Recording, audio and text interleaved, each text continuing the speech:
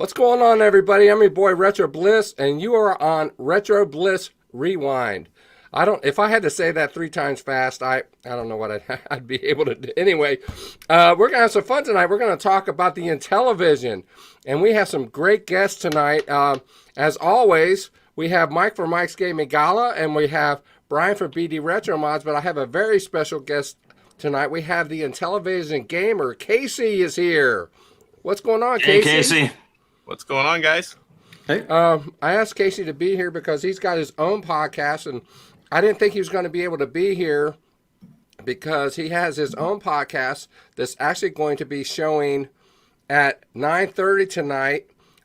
Right after this show, there's a link in the description of this video. So as soon as this one's over, take a break, go grab your popcorn, put it in the microwave, and then come back and hit the link and watch his show. So we're going to be talking about the Intellivision. Before we get too far, I got to tell my story, because as soon as my story is told, I'm out. Because maybe we can start with the round robin of kind of like our history with Intellivision. The reason being is because many of you know that I didn't get back into retro gaming until about 3 years ago, and my experience with retro gaming had nothing to do with Intellivision at all. So when I started collecting, I just recently started getting Intellivision stuff. So I wanted to share with you some of the things that I did get and how I did get the few things that I do have. Now these guys, especially Mike and Casey, I'm not sure exactly what Brian has. I know Brian actually has quite a few things as well, and I'm going to let Brian talk about some of the things. I'm not going to steal all the thunder, because he has something he turned me on to as far as how to play ROMs and things on Intellivision. I'll let him talk about that. But these two guys in the corners opposite me and Brian have massive collections. And they really, really, really know a lot about the Intellivision. But I have one much more massive than the other. Yeah, I wonder, the guy underneath me, I think that whole wall behind him, I think that must all be Intellivision stuff. So anyway, what I'm going to do is I'm just going to show you and explain to you what a couple pictures, and I'll explain the pictures. Okay, so the picture, this is my first pickup. Now, I got on Facebook Marketplace, and this was about $50 on Facebook Marketplace, and this was an Intellivision 2. And it came with, oddly enough, an Atari Game Center. Which, yeah, it fits. If you got the Intellivision 2, it fits. It was in there. It was in there, and it came with it came with 12 games, and it worked. It worked, so I thought, well, there's my experience with Intellivision 2. Now, when I started picking up a few games on eBay or whatnot. I did find out that certain carts did not work on the Intellivision 2, like Donkey Kong and some other. Yeah, and you're not missing one with Donkey Kong. I found that out later. I didn't know that until after the fact. But anyway, so I thought, well. So then, let me get rid of this. Let me get this off the stage here real quick, and then get the screen ready so you guys don't see me get what I'm trying to do done. You don't see all this other web browsers. Yeah, you don't all the dark web stuff. Yeah, that would be highly embarrassing. So, some of you who are members, not members, but viewers of the channel, may know, excuse me, I'm sucking on cough drops too, excuse me. I've been sick, and that's another thing. I'll be muting the mic, so as soon as this is over with, you won't hear the the clacking of the cough drops on my teeth once these guys start talking. Trust me, I'm gonna mute the mic. But I went to Torg's. And Brian can attest to what I'm saying here, because he was there when this all happened. I went to a show. I went to this table, and I saw this guy. He had an Intellivision there, and he had a bunch of box games, and he had an IntelliVoice there and stuff. And I said, man, you got, man, that, and the Intellivision wasn't boxed or anything, but everything else was boxed. I said, man, that's nice. And it was cherry too. I said, that's awesome. And I wanted one. I wanted it. And he says, make me an offer. I said, man, I don't think I could get this. He says, make me an offer. I said, listen, I just got to the show. Let me walk around, see what I end up buying, and then I'll come back. I might come back. He said, okay. So I did my rounds, and I sat with Brian for a while, and I was telling him about it, and I pulled out my wallet, and I thought I had $143 left. That's all I had left in my wallet. And I told Brian, I said, I'm going to go over there and I'm going to offer that guy $143. I said, I'm going to see what happens. So I walk over there, and he had all of it still in his booth. So I took the cash out of my wallet and I laid it all out on the table so he could see every bit of my cash. And then I held my wallet out. I said, dude, this is all I got. And one of the games was Masters of the Universe complete in box. And I said,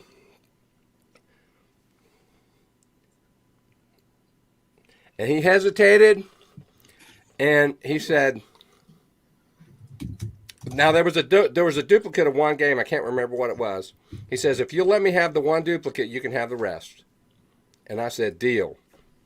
So Obsidian. Yeah, no, this one wasn't only $50. I think, if I remember correctly, it was $143. Well, but I think the guy was asking for $200 for everything, if I remember the conversation correctly. Well, so. he originally wanted more than that. Oh, okay. No, he wanted more than that. He was wanting he wanted I think he wanted like $60 for the Intellivision, but that was not including the games or the IntelliVoice or anything. And I was like, yeah. And I was like, he was like, so it might have been $50, but it wasn't any less than that. So anyway, I have this box, and it's full of stuff. And Brian's booth was up in the front of the show, and I come, and of course I embellish everything, and I'm acting like, oh my God, I can't hardly carry this thing. He goes, and Brian's like, what'd you do, man? He says, he's looking at this stuff and says, man, look at all this stuff you got. So I want to show you guys what I got. For yeah, that's a good haul for $143. $143. And so, for the exception of some loose carts that I've bought, one of note, I had to buy Diner. Diner's great. I had to buy Diner because I love that game. I've emulated that game. It's a bunch of fun. I wish I had a complete and box set of that. But that's really high. That's a lot of money that I don't have. Being retired, I'm on a fixed income, and my wife's got me on a short leash. But there it is. That's it. I'm out. I'm done. Wow. Shortest podcast ever. Roll the credits now. Well, we can go to my experience with retro with Intellivision and how I got into it. I have zero nostalgia for it, which probably would surprise a lot of people because I do a lot of Intellivision homebrew games on my channel. I was 29 when I bought my first Intellivision, and honestly, it was probably about 4 years after that before I really got into my Intellivision. It was actually when I first started to get into the homebrew, and how that worked out was I saw a local posting of a guy who said, if anybody's good at Boulder Dash, we need game testers to figure out how to, we need to go through every level, beat every level, and just make sure that the game works so that we can release it. And so I went over to his place, and we were playing some Boulder Dash, and then he gave me he burned a cartridge copy for me, and I took it home. And within a few weeks, I was able to beat every level. Not in a row. Boulder Dash is a very tough game, but as testers, we had a level selector, so I was able to go. When I died, I could go back and look at more. Yeah, and I got into it like that. And so with the homebrew games as not my introduction, but my real, starting to get into the console, man, I absolutely loved it. It was one of those things where if I had these games back in like 82, 83,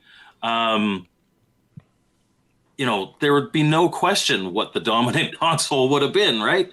Obviously, that didn't happen, and modern games have much bigger ROM sizes, and a lot of Intellivision games tended to be just more or less ports of Atari games. Not all of them, but a lot of them, and so obviously Atari being better established had a more approachable controller. It obviously just kept in the lead. But that was my introduction to Intellivision, and I've got probably about 118 of the original 125. I'm missing most of the big hitters, and I can't justify spending the amount of money that it requires to get them. So if I see them for cheap somewhere or comparatively cheap, I'll pick them up. But 99% of the gaming that I do on the Intellivision is homebrews. They're modern games. And just there's so many out there, and that's why I love the system. So Brian turned me on to something, though. Because I don't have a massive collection, I still wanted to experience the games. And so I was talking to Brian about how to do that. And he was telling me about the multi-carts. And so, Brian, why don't you tell us a little bit about the multi-carts on the Intellivision that you know about? I can. I thought we were talking about our histories, though, of it. Well, going around. Yeah, we're doing a round robin of histories. Oh, I'm sorry. Go ahead. He was all prepared and everything. I was all prepared. Well, no. Then do that. I'm sorry. No, Casey, we don't have scripts around here, man. Did you guys have the script? I'm sorry. That's for the next one. Yeah. I didn't get one. But no, now with Mike's thing, mine was actually kind of a complete opposite, where the Intellivision 2 would have been the first console that I had growing up. That's the oldest one I remember playing. My parents had it. Now, with that said, there was only a couple games, and I literally played those same 3 games over and over and over for probably a good 3-4 years before I finally got a Nintendo for myself. We didn't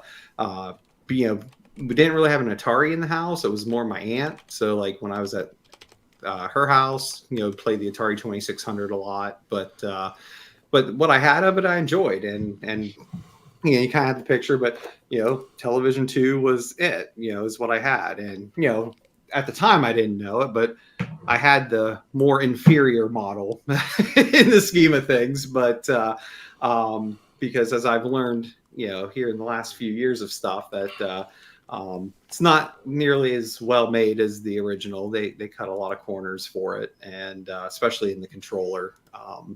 And it's an interesting piece of history there with it. And again, I don't think it had a hugely long cycle because of the crash and ColecoVision coming out when it did. I mean, it really showed a difference there. But I still to this day love the port of Burger Time, and I really think Burger Time was one of those core games for the console. And why I like it so much is because they didn't try to be like the arcade. I think they realized there's no way we're going to fit the size of the screen to a normal television and have it look good. And they just kind of took liberty. They kept the theme of it, but they took a lot of liberty into just making unique levels, graphics, sound, I mean, the sound was still similar, but it was just an overall really, really good It's experience. a great port, and they did original things with it. Yeah, for sure. So, and then everything. I don't know. I always mess it up. Is it iMagic or Imagic? But Magic. Imagic. Yep. I mean, all their stuff was great for it too. So, but the controller is something that is very different. That, and again, this is where all the second gen consoles were plagued with. Not just Intellivision is known for being unique with that disc controller, but again, they were all trying unique things. I mean, the Atari 5200 had the weird controller, Intellivision did, even Coleco to a point, and again, that was all because they were really pioneers of the number pad on a controller. Yeah. And I don't know why. I mean, it works for what it does, but I don't know why, Atari 5200 and ColecoVision are like, oh, that's a great idea. Let's do more of that. Well, a lot from what I've learned from it, just doing some history on that stuff, is they were so afraid of microcomputer gaming that when you had the Commodore and you had the Atari P computers and stuff, that they were afraid that that's going to cannibalize the market, and those controllers needed to try to mimic a microcomputer, and that's why they did it. And as we saw, I don't think any of them did it successfully. So,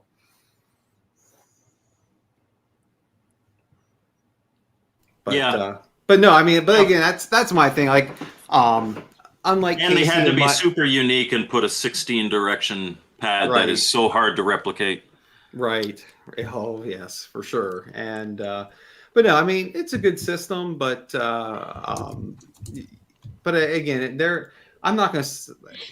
I don't know. It's hard to say. I have a love-hate relationship. You're not going to sit here and say it's your favorite, but you're like, I respect it. I mean, that's, that's totally fine. Yeah. I don't know why, but I don't mean to interrupt, but the Intellivision gamers comments are jumping on twice. No, they aren't. So because I am simulcasting this on mine, when you reply in the comments on our backstage here, it'll show up in both. Oh, okay. So we see it twice. The viewers will only see it once. Don't worry about that. I've never seen that. I'm like, why is everything I say on there twice? Casey, and you'll also notice because Casey became a member of the Retro Bliss gaming channel just a moment ago. You'll see one shows that you're not a member, and the other shows you are a member. So yes, one that shows up on Retro Bliss's feed will be the green one, and the one that's on my feed will be the black one. So that's all good. Oh, people are having a great experience on their end. Mm-hmm. Sounds good. Okay. Clarification. Despite our yapping. All right. Now that we know, we're learning on this channel. We're simulcasting tonight, so something new this week. Okay. I need view hours. Bliss would like more subscribers, so let's do a little trade here. But if you already watch, if you're a longtime watcher of the channel, continue to watch on the Retro Bliss channel. I don't want to steal his viewers, but we can maybe broaden our audience. Sure. So Casey, tell us about yours, because I mean, you're like my up. Yeah, you're up. We're doing the. It's funny story. I can't even remember getting my Intellivision. I was so young when we got it. I was 4, maybe 5. I just remember it was always there. So I remember getting more games, and everyone. I knew nobody that had a ColecoVision. So everyone was Atari 2600, and I was the Intellivision. There was one kid like all the way across town that had it as well, and that was the Intellivision 3, so it was later. But we were always playing sports games and all the certain good games on the Intellivision, and everywhere else we were playing the good Atari games. So I really grew up loving both. And I do have, not like this behind me, but I have quite an Atari collection as well on the other side. But I remember I had the Intellivision 1, the 2609, and I had the Intellivision 2 when it came out. And we had the IntelliVoice. I had maybe 40 games, and we grew up playing it until I got NES. So, I mean, I can't even remember getting it, which is kind of weird, but I was just too young. Okay, and what were some of your favorites when you were a kid? Like the games that you had back then? Burger Time was definitely right there. Baseball, I've still never been beat to this day. I've played a lot of people that grew up playing it, never been beat. I've witnessed this in person. He's Do you know how to hit the home run every time? No. Is that why? It's impossible to do that, but I literally... On the Atari version it is. If you're playing my brother. The best person I ever played was last PRGE. Papa Pete gave me the best game, but I mean, it still wasn't close. And he had a lot of luck on his side. There's a lot of luck in that. Other games, man, there's so many. But like Mike, much of my time now is doing YouTube stuff, trying to show it off. But I like all the homebrews. I'll still play a lot of the old games, but I love experiencing the new games, the homebrews. You know, and I have a lot of cool stuff like controllers that are prototype controllers, and the great thing about Intellivision is if you're a collector, you can never get it all. It is literally impossible. So I mean, there's always something new to go after. You never finish. Yeah. So we had an interesting question from Firefly Family Gaming. What's everybody's favorite game on the Intellivision, and why don't we restrict this to like original library? For me, I'll start. For me, it's Tron Deadly Discs. I absolutely adore Tron Deadly Discs. It's simple, it's basic, but the whole it's like a simplified Robotron, and it's more of the speed that I can handle it, because Robotron, I never make it very far. It's just absolute chaos. But I absolutely love Tron Deadly Discs for the original. Can I go? Yeah, sure. I like the game I mentioned earlier, Diner. I love that game. It's amazing. Now, did you know that was didn't start out as Diner? It was a He-Man sequel. I did hear that. I don't know how it got converted over to Diner, but I thought I heard that. I have the early version that's playable when it was still He-Man. Oh, that's cool. And that was also a late release, so that came out because Intellivision did similar to what Atari did, which was when Atari did the 2600 Junior, Intellivision decided to bring out the Intellivision 3 model, which was a budget model to... Intellivision 3 is just a repackaged Intellivision 1. It is. It is. Yeah, it has. Yeah, I mean, we haven't gotten to the point where we're showing them, but here's an Intellivision System 3, and it looks, aside from the fact that it's black and not brown and silver instead of gold, it does have a little light when you turn it on. Technology. But yeah, because I said that because they did those late releases until really the late 80s, until because I know Intellivision ultimately stopped so they could start licensing their games on the NES. But just some neat history there. But my favorite, actually I got it here. I mean, it's because obviously Burger Time's a big one, but yeah, I feel like that one is like known by everybody, and not that this is not known, but I played this one so much, and that was just Beauty and the Beast. I like that one a lot. It's a kind of a clone of Donkey Kong, but I have a controversial take on that, in that Beauty and the Beast is better than Donkey Kong. I know it's controversial. I know a lot of people disagree. I like it better than Donkey Kong. On the Intellivision, absolutely. I like pretty much anything more than Donkey Kong on the Intellivision, but or at least the original one. Obviously, Homebrew, DK Arcade, D2K Arcade, and D2K Arcade Special Edition. Awesome games. But yeah, I've never been the biggest Donkey Kong. Like, I like Donkey Kong, but I've never been the biggest fan of it. Well, it's just, again, it's so silly, but it's just funny too. It's just like the little cut scenes between each level is what kind of adds to it, because you have that little funny music with it, the or something like that. I'm not going to try to hum it out. I'll do horrible, but and then like the little stick figure beast falling at the end when you do finally reach the top, So yeah. Have we all talked about our favorites? Casey has to go yet. Oh, Casey, you do that, and then we got a question from Zen Bloke. All right, so I can't pick one. This comes up a lot amongst collectors, and I can narrow it down to about 10. But man, to pick a favorite, if I really have to, probably, baseball. The original MLB baseball. I mean, I loved, all the games, like everyone you guys mentioned, Burger Time. I was a fan of Astro Smash. I had it when I was a kid. Back then I could get like 800 and something thousand. I can't even get half that now. All the Tron. There's so many good ones, and I really have to look at a list, but I can't narrow it down to one. But if I had to, baseball. Yeah, I believe that. At Portland Retro Gaming Expo, Casey was going around and saying, "Hey, will you play baseball with me? Hey, will you play baseball with me?" So baseball, where I grew up, every kid. I grew up where we probably had 50, 60 kids in the little neighborhood, and everybody was within 5 years. We all played whatever sport was in season, but baseball was a big one. And we're talking like the first Atari baseball. It didn't compare to the Intellivision. The later ones did, I think, but we were always playing baseball on the Intellivision at my house. So all the neighborhood kids, we played that a lot. Thunder Castle, yeah, Mr. Poe, that's a good one too, but that was much later. Mm-hmm. Yeah, I think that was like an 86 When I was a kid, everybody played hockey. And fun fact, I had a wicked backhand because I was using my dad's stick, which was curved the wrong way because he was right-handed, I was left-handed. So I had an awesome backhand, and I took out 2 of a kid's teeth by accidentally hitting them with my stick. Woo! Good times.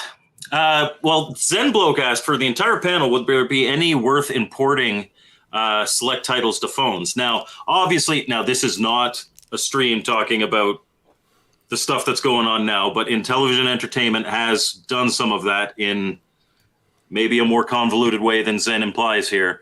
I think Astro Smash, though, like basically anything where you're only moving back and forth, sliding your Astro thumb. Smash would, yeah.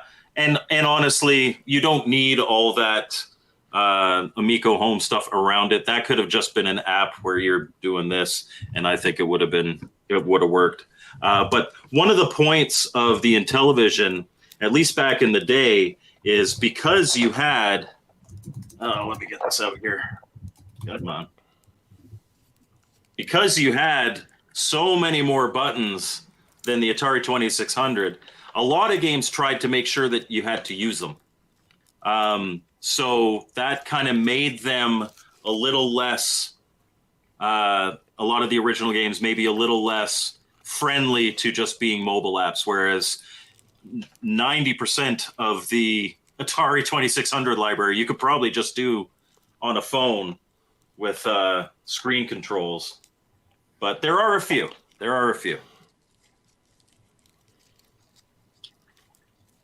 So were you guys were more Atari growing up?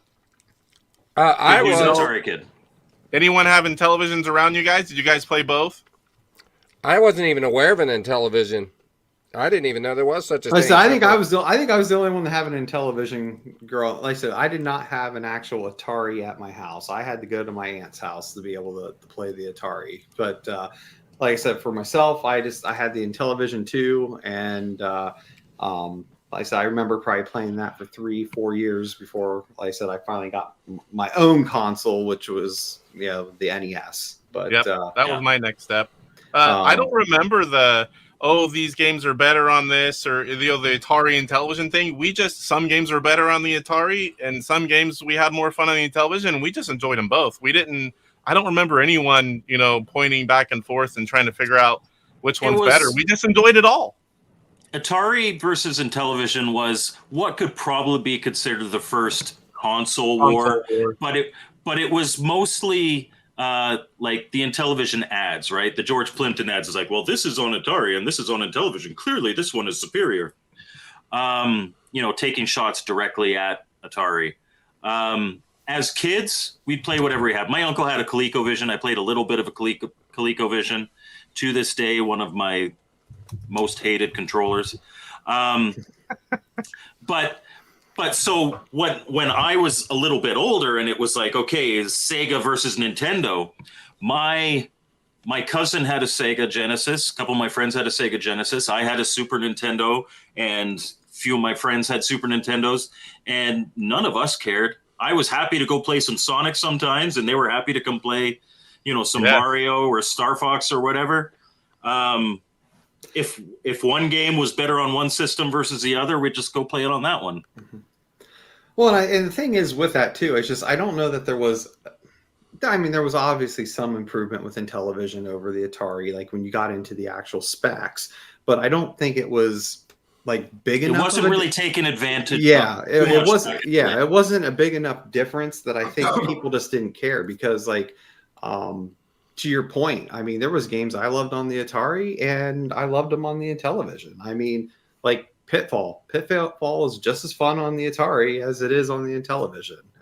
Yeah, you look at Demon Attack, a game I really, really love. Like I enjoy it a lot on Intellivision, and it's unique. It has the boss fight stuff that you don't have in the Atari version. But with that said, the Atari version's fun as well. So I love Demon Attack on the 2600. Right. So I think that was the maybe the reason why we didn't have that rivalry per se. It was almost like instead of like a full-blown console war like you have with Sega and Nintendo, I think it was just kind of a Cold War period with Atari and Intellivision. Yeah. I mean, it was pretty much the beginning. I mean, we didn't even really know what console wars were. Right. Yeah, and that was more at a corporation level, and certainly like the ColecoVision, coming out with the Gemini and the thing, and then Intellivision obviously had, the system changer. You could turn it into a 2600. Like can you imagine nowadays if Xbox came out with something that plays PS5 games? It's like, no, that's not going to happen. Well, now that kind of stuff is happening. Well, yeah, but by the choice of like Xbox is saying, okay, we're going to release on other platforms. It's not, hey, play our competitors' games. Come play Switch games on the Xbox. Yeah, so it's really one of those things. Like you look at modern homebrew releases, and we look at Champ Games as being kind of like the top tier of Atari 2600, and doing what you can do, with that system. But then you look at the top tier Intellivision homebrews, and from a graphical perspective, anyway, they look more like NES games. Like they blow away anything that you could possibly do on the 2600. So it is definitely a more powerful system. What limited programmers back in the day, probably more than anything, was A, their mindset of what games should be, which is arcade ports, and B, the price of ROM size. So we got to fit it. You know what? This is going to be a 6K cartridge because that's all we can afford. And everything was rushed. I mean, they wanted to get it out and start selling it. They didn't have the time that they spend on these games now. That was another big one. Although Oscar Toledo Gutierrez will spend a weekend programming something and turn out something that would have blown people away in '83, which is... There are a lot of good programmers. There are some great programmers. Should we maybe start... he's got your Champ Games. These guys are so good. This Intellivision gamer, if they just say I'm putting out a game, I don't even have to see it. I'm just buying it. Yep. Yeah, if it's a Champ game, no you just buy it. Don't even ask. Should we start to go through the hardware and stuff like that? We're halfway through our show. We have some questions. I don't know if you want what are questions? Well, one of the questions for those of you who have, especially you three, for those of you who have experienced the Atari and the Intellivision, I don't know if you guys did this as young men. Which one do you like the best? Atari versus Intellivision? Yeah. I can't pick. I like them both. It's like picking your favorite I love child. them both. I love them both. It is hard to pick between them. But if we're talking, considering the vast majority of what I play now is homebrew, if you put a gun to my head and said, you have to pick one system as your favorite, it would be Intellivision. Pandora, because the type of stuff that they're doing with it, it's there's still a gluttony of ports. There's still stuff that comes out that isn't maybe up to snuff, and that's something that's actually starting to come out in the community. It's something I'm probably going to end up having to talk about in an upcoming video. But Electronite releases, Intellivision Collector releases, like Operation Cloudfire, Pandora Incidents. It's taking a system from 1979 and giving it the gaming sensibilities of something from the 90s or 2000s, which I think is absolutely incredible and leads to some great experiences. And so if I had to pick one, even though I absolutely adore Champ Games and I absolutely adore and have all the nostalgia in the world for the 2600, I would have to pick the Intellivision for homebrew. I fall under the same boat, but I mean, there's so many Atari games that I love to play. But like you said, if you had to pick one, of course it's going to be Intellivision for me. But I'm just glad I don't have to pick. Yes, for sure. And I was going to say, I mean, that's a really hard one because, like I said, I got very fond memories of both. I mean, there's not one. I mean, again, I guess I'll go rogue in the rest of them. I mean, if I truly had to pick one over the other, I'm going to probably fall to the Atari, even though Intellivision was my first one, growing up, and I enjoy it a lot. I will just say though, like if I only had to use the actual console controllers, in many cases, I still feel the Atari controller gives a better experience, and I totally respect that. And that's that's really what it comes down to. But again, with that said, I don't hate the system. I mean, it's one of those loaded questions, right? I mean, like Casey said, I'm very fortunate that I don't have to choose one or the other. So, yeah. But yeah, if I had to, there's just, when I think in my head, the number of games over time, I do find myself remembering playing more Atari games, within my lifetime, not growing up, obviously, but in my lifetime, I've gone back to more 2600 games than I have Intellivision. So, yeah, I'd pick Atari just for the nostalgia reasons, but alone. But using the same criteria Mike used for homebrews, Champ Games. I mean, they're the ones that got me into the homebrews. They're amazing. Not to mention Spiceware. Their stuff's real good. Yeah. And there's absolutely plenty to love on both. Select Games, they do real good. There's just a Game lot Select, of Game Select. I'm sorry. I will say though, one thing I'm going to do this to fuel the chat a little bit, because I see there's a lot of talk back and forth on Demon Attack, with what version's better, and I'm just going to throw a whole wrench in it and just say the TI-99 is the best version of Demon Attack. That's like coming in here and being like, Bubsy, which is your favorite, Sonic, Mario, or Bubsy? And you're like, Bubsy. That's right.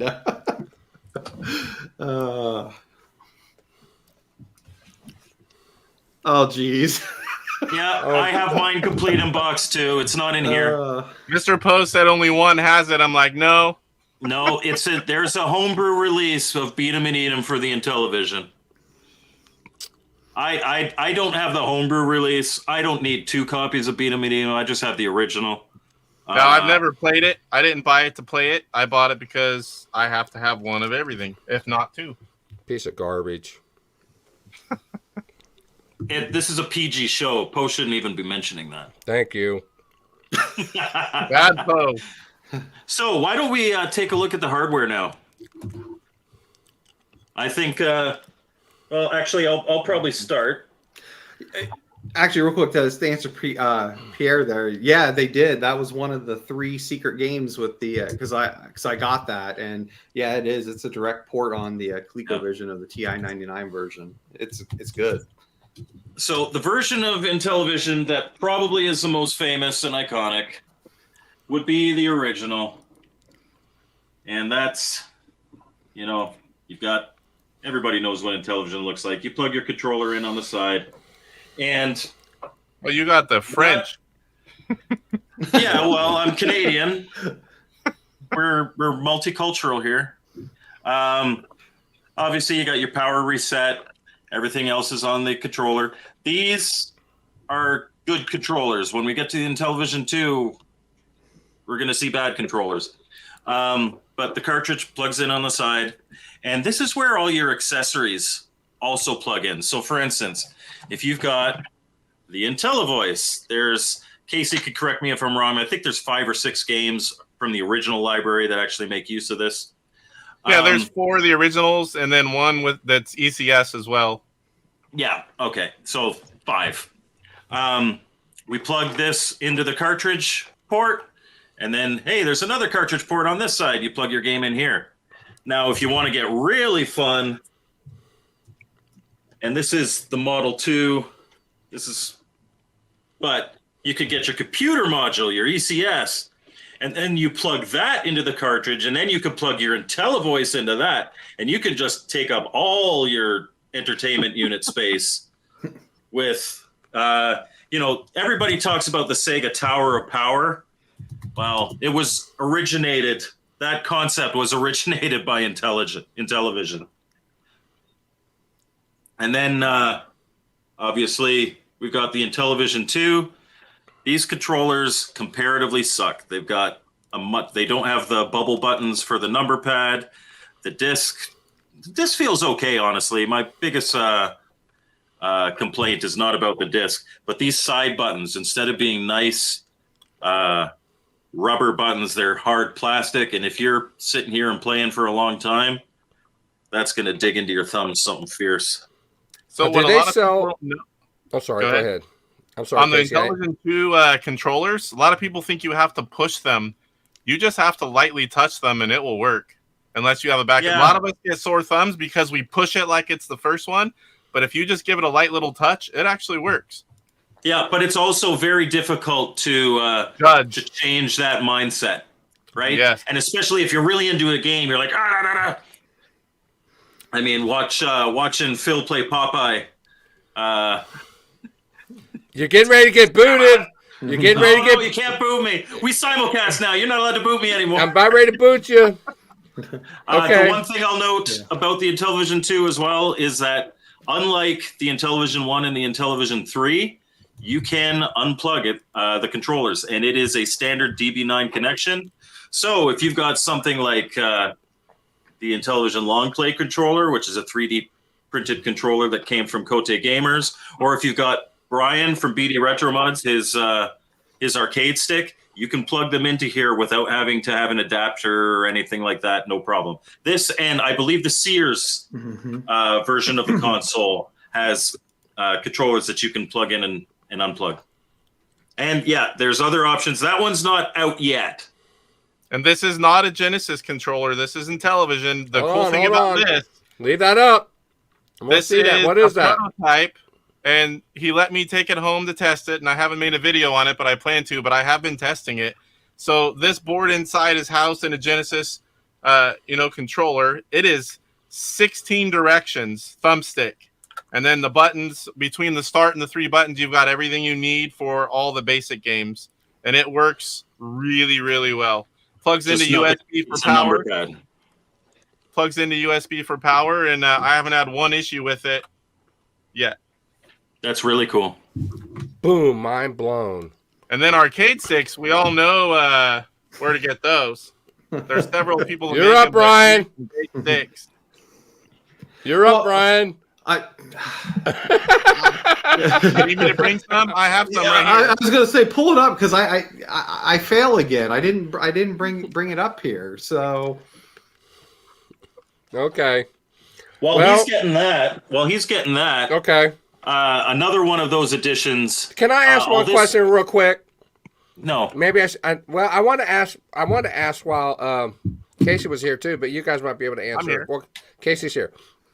On the Intellivision 2, the membrane that goes over the keys on the internals, can those be replaced? Can those be replaced? Yes. Yep. Where do you get the parts for that? You didn't ask. It was easy. What? Yeah, you gotta like search eBay. You gotta do some searching, but Now- they can be replaced. Recently, I saw those, and I have one somewhere. There was somebody remaking them. I can't tell you how well they work, but they are being reproduced. If you ever find out, let me know. But the other thing with that too is that it might not even be the membrane. It might not be because I'm the talking thing about the top part with the number. Yeah, on the it. actual number. Okay, so I was the gonna say, top part. because the inside of the control. Oh, Oh yeah, Casey has 4 of them. hold on, pull them up so people can see them. So this is a special one that I paid extra for upgraded Sanwa buttons, and I believe this one was the 4-way, right? Yes. Yep. So I have 4-way, and then I have 2 twins, and then I have a 4th one as well. And these things are great. Some games I like the 8-way, and some I only like I want the 4-way because I don't have like that misdirection. And then I have a lot of other consoles I have for them as well. I picked up a few other ones that aren't Intellivision, but these are my Intellivision arcade sticks from BD RetroMods. I like the red and black, but they work well. One thing you've got to know about 8-way. Casey, and you can probably see that by the 4 Mario homebrews that are on his shelf behind him. He doesn't get one of everything. He needs to have like 4 or 5 of everything. Yeah, it's silly. That's exaggerating. Look, Only 2 or 3. Two. 2. And 4 Marios. I mean, Mario's something special, and that one that was I had very limited, and yeah. And that's because he would only let me buy 5. Yeah. So I've got, I guess I've already shown the Intellivision 3. I'm not going to show that one. I don't need to show the box for the Intellivision 2.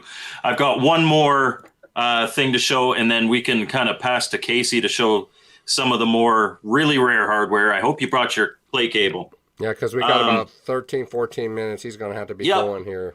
So into the cartridge slot this goes, but this one gives you a dead end because on top of it is a cartridge slot, and that is where you can place your Atari 2600 games, and then plug your Atari controllers in here.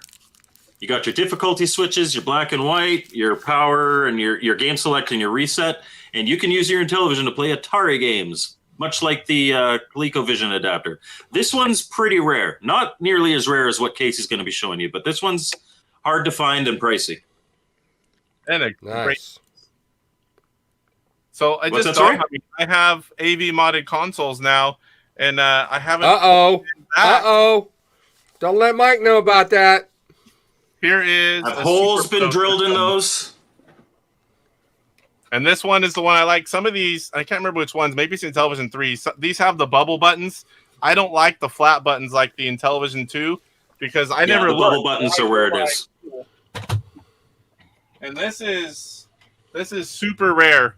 This is, Intellivision had the very first monthly service to have games to your house, and this plugged in to where your cartridge slot was, and you connected with your cable company, and the games would pop up, and whenever you got to the game you wanted, you got so many a month, and you would just hit I think it was a disc.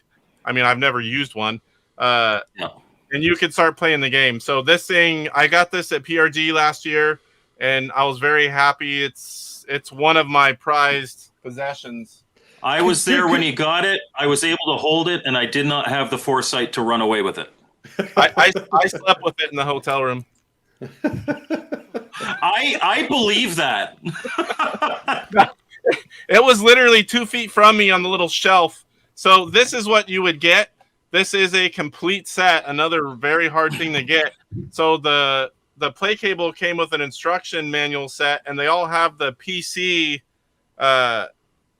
in the part number. And this was the box. And then I have one other cool play cable item. So this is a pamphlet, and it's a letter of authenticity that it is signed by Mickey Mantle, who was a spokesperson. Now, these are really hard to find. I've never seen another one that's actually signed and verified by Mickey Mantle. Wow. It's pretty spiffy.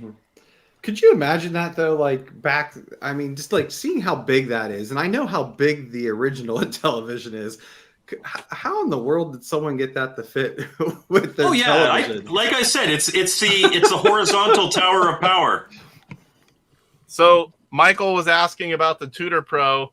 So that's what this is. This has one chip minus a Tutor Vision, and I picked this up fairly recently, and it wasn't cheap, but when I saw it, I'm like, I have to have that. How often is that going to come up? Yep. So it's basically, it's a Super Pro system, but it has all the internals minus one chip of a Tutor Vision, which there's only a couple full ones of those even out there. Yep, for sure. And then you've got a keyboard back there. We definitely want to see that keyboard. You want to see it out? I would love to see it out. I want to see you play it. Let's play it. I can't play it. Before he starts talking about it, I had one of these ordered from a guy in Argentina, and it turned out to be a scam. I got all my money back, but I was so disappointed because I was waiting for this thing to arrive. So that thing was a scam? I saw those, but... It was, but I made sure to pay properly through PayPal and all that, so I got my money back. But dear Lord. Yeah. Impressive, eh? Yeah. Now, I did not know they made something like that for the Intellivision. I knew they made something like that for the Nintendo, but So you've got Melody Blaster, and there's a recent homebrew release, Melody Blaster 2, that also uses that. So for the dozens of people that have one, Melody Blaster 2, that's what you want to get. Oh, I forgot. I got something to show you. It's an Intellivision leaf blower.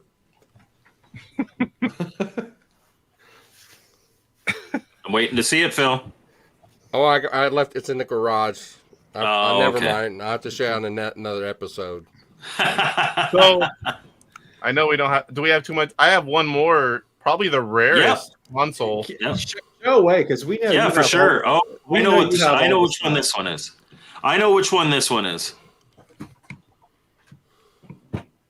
This is from another continent. This is an Arabic console. Try finding one of those. Oh, wow. You want to hear the really funny thing? My wife grew up in Iran, and she remembers these. This is the Intellivision she remembers. She never played one. She never had one, but this is what she remembers. Wow. Look at that. Can you guys see the plug? Yeah. Yep. It's what we need. So the North American one, obviously hardwired plug. Mm-hmm.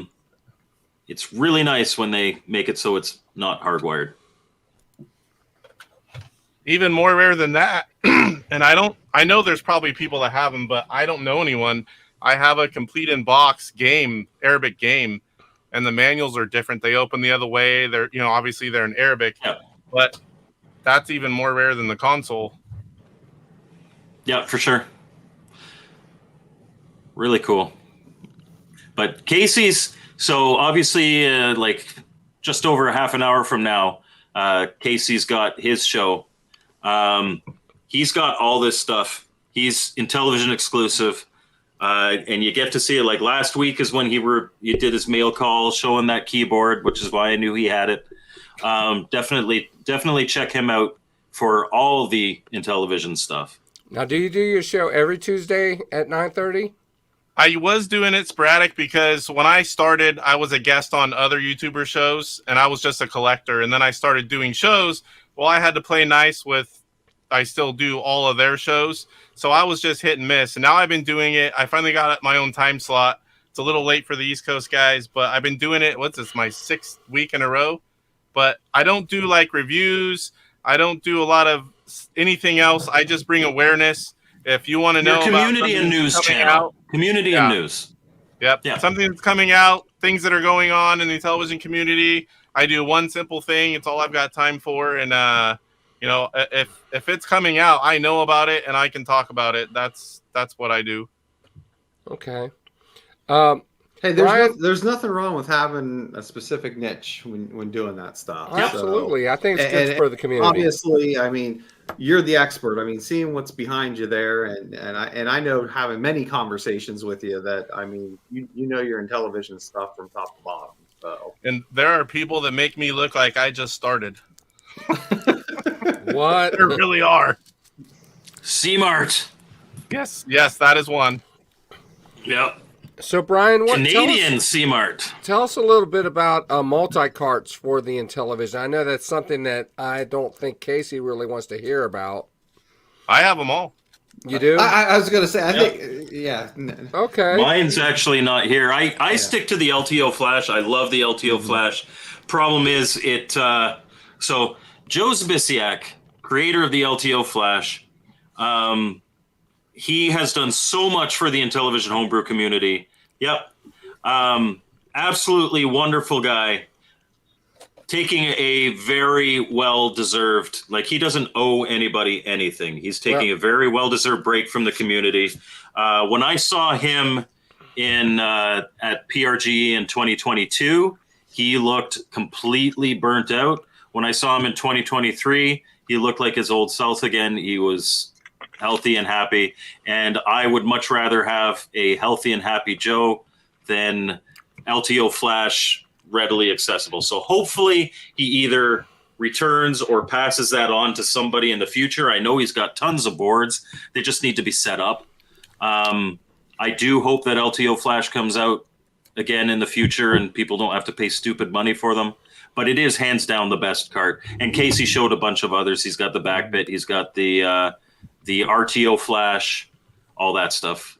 I think they each have pros and cons. The Backbit is because you buy one unit and you buy all the adapters, and you can use it for so many different consoles. Right.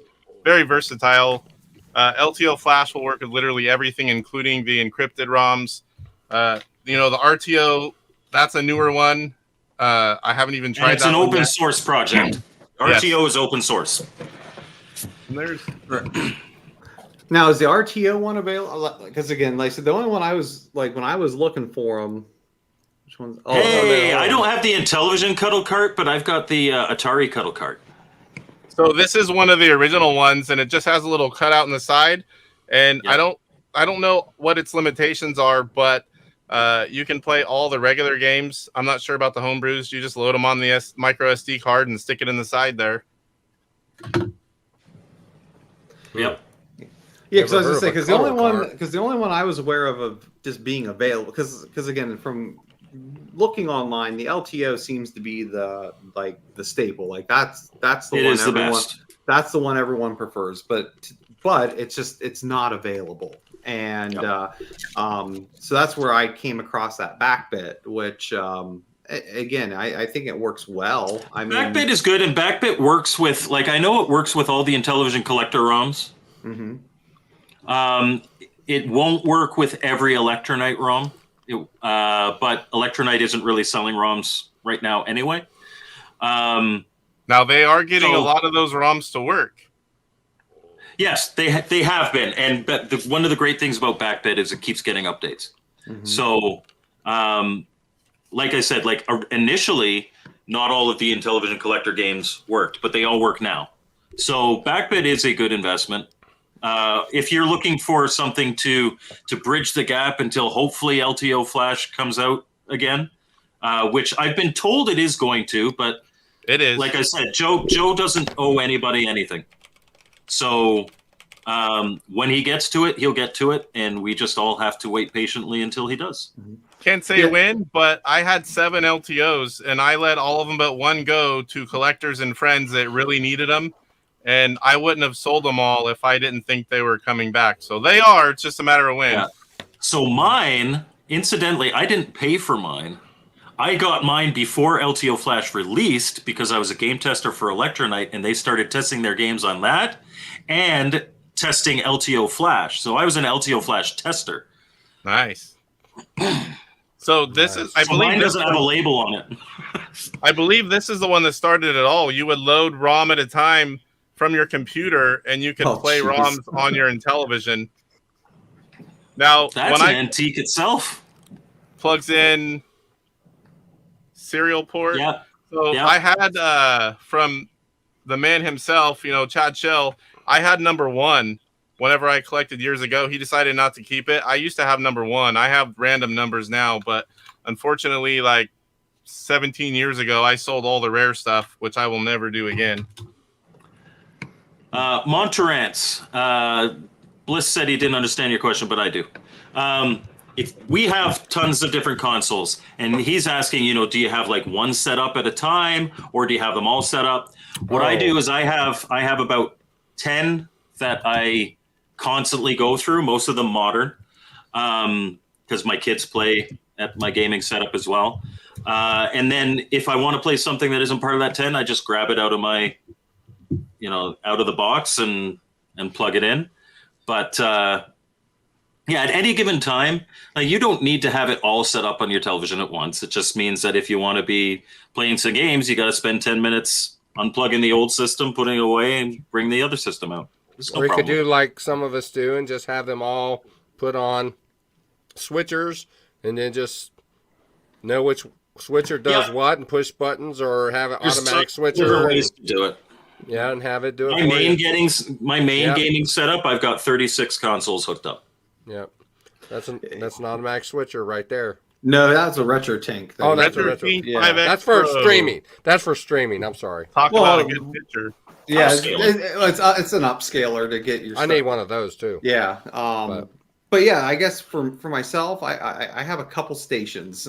So I have like one station in my quote unquote man cave that has my bigger Sony Trinitron CRT that like I have a number of my older gen consoles hooked up to that I do like to try to play regularly. So a lot of my 8-bit stuff, some 16-bit stuff is there. Then of course I have a much bigger flat screen TV and like another part of my game room area that has more of my modern systems, or to like what Casey has, if I can hook them up through the retro tank, get a better picture on those. Or if I have like FPGA consoles that are, HDMI, that I'll plug in as well on that. But because we had this conversation on a podcast a while back, it's just CRT still has a place in my heart there, and I still enjoy, if I can, playing on that. Now again, at some point that tube in there is going to die, and it's not going to be fun getting that 200-pound plus television out of my basement. But drill holes to make it lighter. There you go. So, well, guys, what about you, Casey? What's your setup like? Oh, go ahead. Well, I'm in a upstairs that's been converted like an attic, but it's been converted to a room, and it's like a rectangle about like this ratio, and I have TVs and stations all the way around. I have a video up that shows it from a long time ago. So I'll have TV and then like 4 to 5 consoles down, and then it's just every few feet there's another one wrapping all the way around. And 99.9% of the time I'm playing on the screen next to me because of YouTube, or it's like I play over there, but it's not as common. Between RC racing, YouTube, my kids are 8 and 11. It's like it's everything I can do to get in what I'm getting in. I hear you.